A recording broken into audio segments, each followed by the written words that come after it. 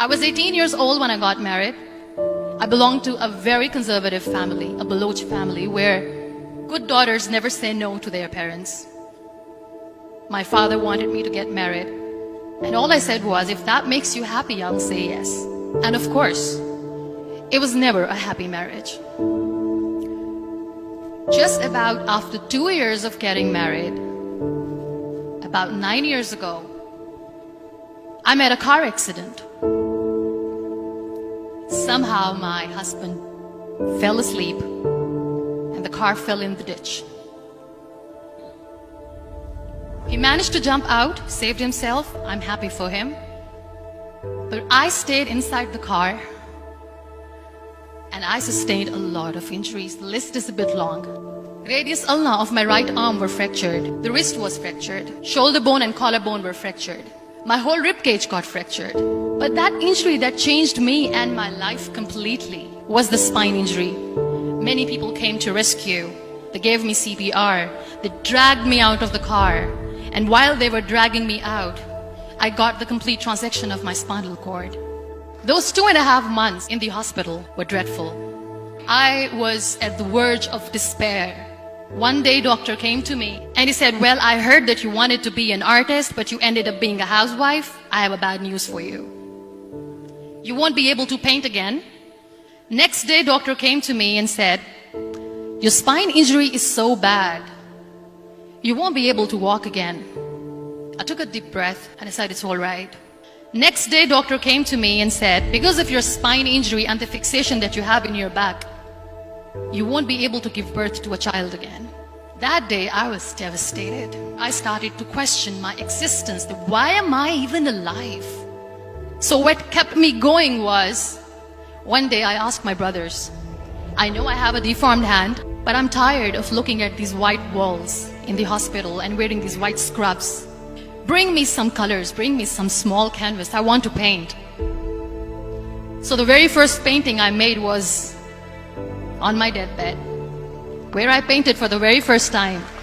What an amazing therapy it was. Without uttering a single word, I could paint my heart out. I could share my story. People used to come and say, what lovely painting, so much color. Nobody could see the grief in it. Only I could.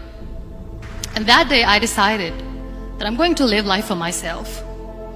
I am not going to be that perfect person for someone. I am just going to take this moment and I will make it perfect for myself.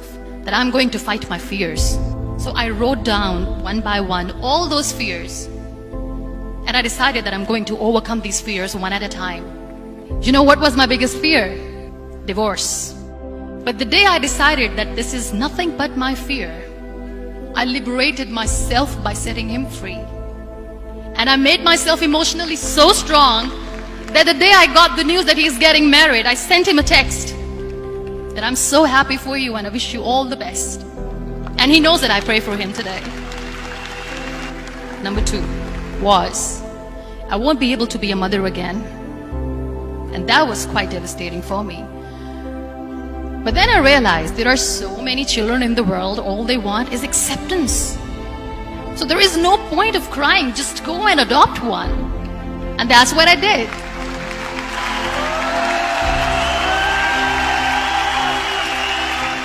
I gave my name in different organizations, different orphanages, and I waited patiently.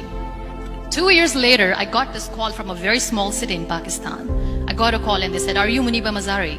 There is a baby boy and would you like to adopt? I could literally feel the labor pain. I said, yes, I am going to adopt him. I am coming to take him home. And that day, I was 2 days old and today he's 6.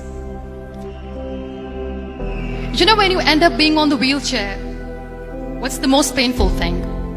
People think that they will not be accepted by the people because we, in the world of perfect people, are imperfects. So I decided to appear more in public.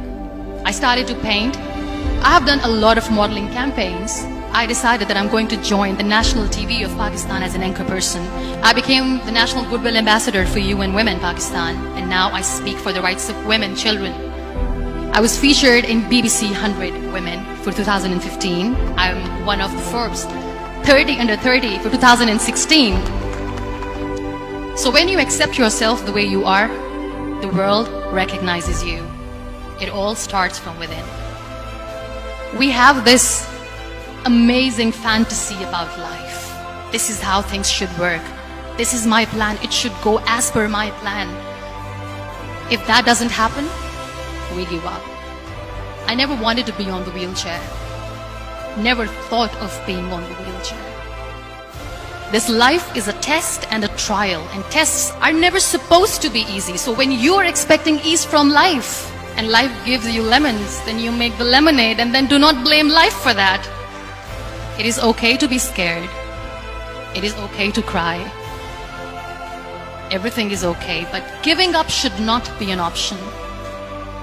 They always say that failure is not an option. Failure should be an option, because when you fail, you get up, and then you fail, and then you get up, and that keeps you going. Embrace each and every breath that you are taking. Celebrate your life. Live it. Don't die before your death. Real happiness lies in gratitude. So be grateful, be alive, and live every moment.